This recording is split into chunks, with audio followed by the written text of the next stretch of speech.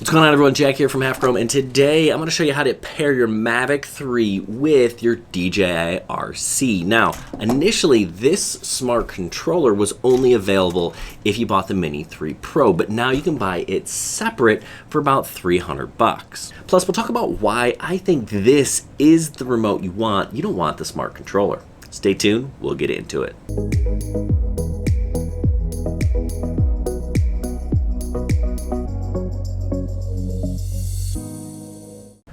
Alright, so the first thing I'm going to do is power on my drone. Tap and hold. I'm going to also power on the remote. Tap and hold. Make sure you have your gimbal guard off. Since this one has the Bane mask, it's easy to see that it isn't on. I'm going to give it a minute to boot up, and then we'll walk through how to get it started.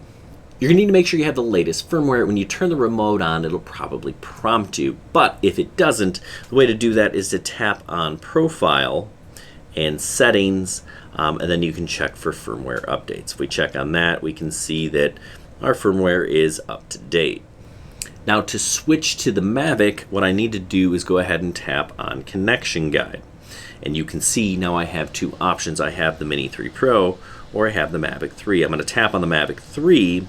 I think this is a bug. I've already updated the firmware, but I'm going to click Continue. It's going to say it's going to update my firmware, which is already updated. And we should go. So it's going to ask me to relink the remote. I didn't have to do that. You may have to press that little blue button at the bottom where it said link remote, and then boom, you can see we've got action. How about that? Now if I want to switch back to my other drone, I'm going to go ahead and power this off, and the process is the same. Now if I was to fly the Mavic again, I don't have to do that process unless I switch back to the Mini, but you can see here that it's actually pretty easy. So I'm going to do the same thing with the Mini. I'm going to go ahead and turn it on.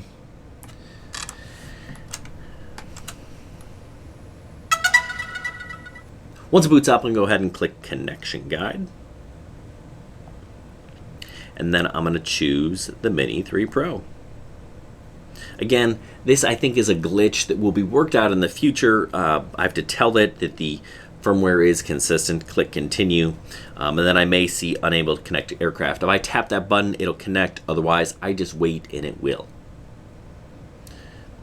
Follow the on-screen prompts. It's really pretty darn simple, and now you can see again we've got connection.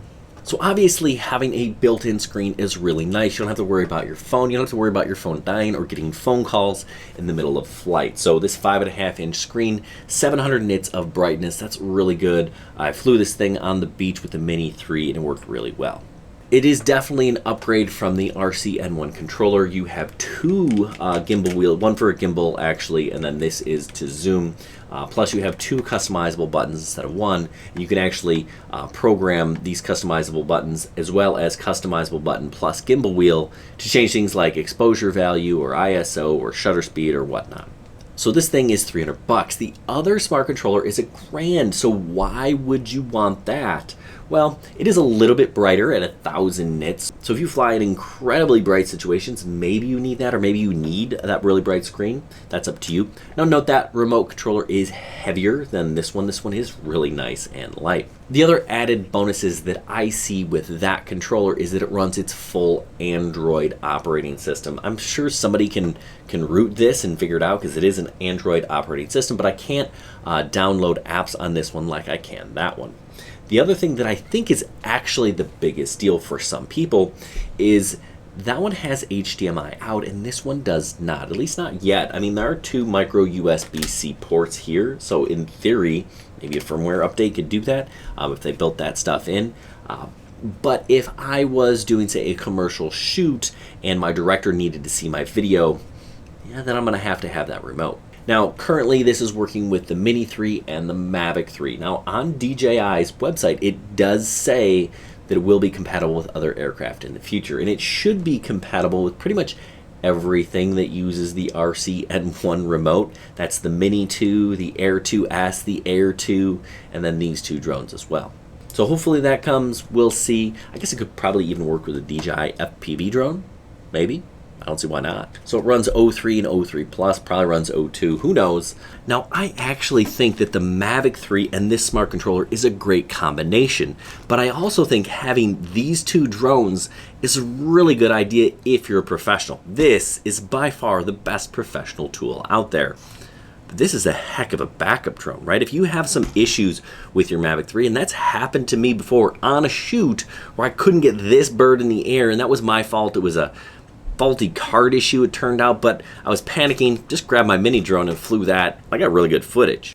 I actually find that my Mini 3 fits perfectly in my Mavic 3 case, so there's that. So at the end of the day, if you're a pro and you want a better screen, you can buy this thing for $300, or you can buy this combo for $900. If you already have the Mavic 3 and you don't have a backup drone, it's really not a bad idea. Hopefully this was helpful. If it was, give us a thumbs up. Make sure you subscribe to the channel and check out our website, halfchrome.com, for even more drone info.